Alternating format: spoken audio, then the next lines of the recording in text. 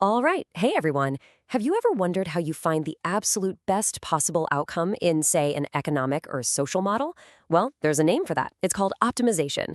And in your Math 203 or 204 courses, you're about to get what I like to call a mathematical superpower to do exactly that.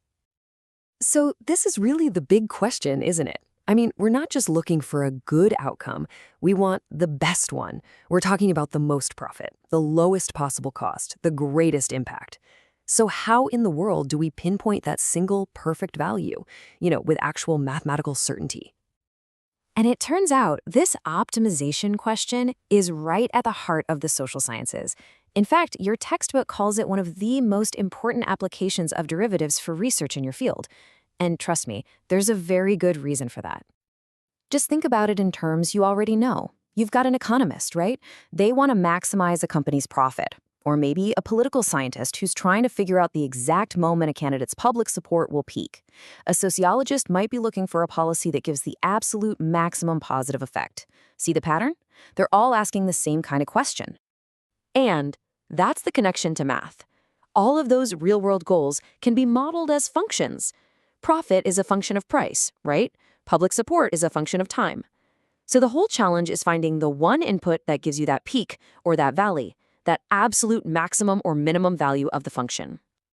Okay, so how do we actually find that peak? We need some kind of tool, like a detector, that can scan the function and tell us where these maximum and minimum points are hiding. Well, that tool is the derivative. Now, I know what you're thinking. You see this definition from the textbook with all the limits and fractions, and it looks a little intense. But seriously, don't let the symbols freak you out. All this formula is really getting at is something super intuitive. It's just the exact rate of change, or you could say the steepness, of a function at one single specific point. Let's make this way simpler. Imagine you're hiking up a hill. The shape of that hill, that's your function. So sometimes the path is crazy steep and you're really working hard. Other times it levels off. The derivative is basically a tool that tells you the exact steepness of the ground right under your feet at any given instant.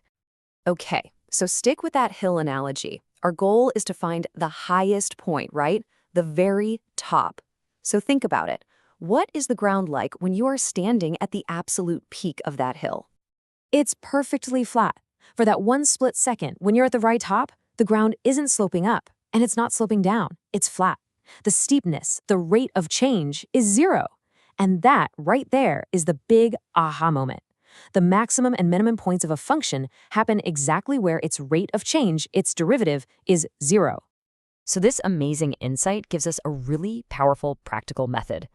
These spots where the derivative is zero, we call those critical points, and finding them is the absolute key to optimization.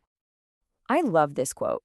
Setting the derivative to zero is kind of like using a metal detector for treasure. It doesn't tell you what you've found yet, if it's a maximum or a minimum, but it tells you exactly where to dig. It's the X marks the spot on our map. And the best part? The process is beautifully simple. Just 4 steps. First, you model your problem with a function. Second, you calculate the derivative of that function.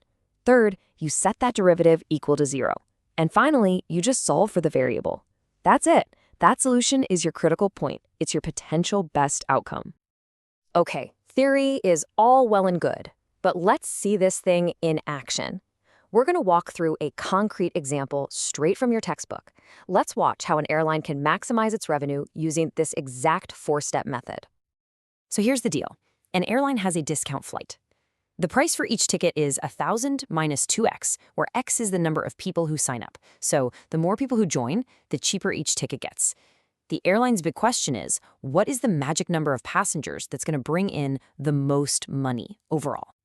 All right, step 1, model the problem. The total revenue, we'll call it C of x, is just the price of a ticket times the number of tickets sold, which is x. So when you multiply that out, you get the function C of x equals 1,000x minus 2x squared.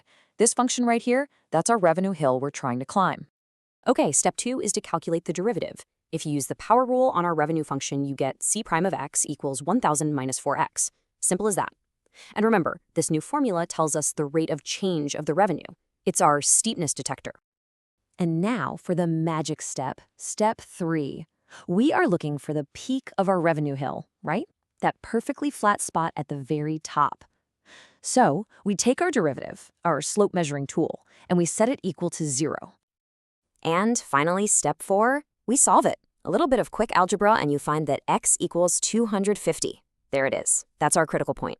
This is the exact number of passengers that could unlock the maximum possible revenue. So what happens when we plug that magic number, 250, back into our original revenue function? We get a maximum revenue of 125,000 birr. Think about that. If they sell more tickets or fewer tickets, the airline actually makes less money. We found the absolute peak. So you see, this is so much more than just a random math problem. What you've just learned to do is a genuine superpower for modeling and solving all kinds of real-world problems. I mean, this exact same 4-step process, it lets you find the point of maximum utility for consumer, or the production level that minimizes costs for a company, or the best way to allocate resources for a government program. You can literally model where public opinion will peak on an issue, or figure out how to maximize a candidate's support.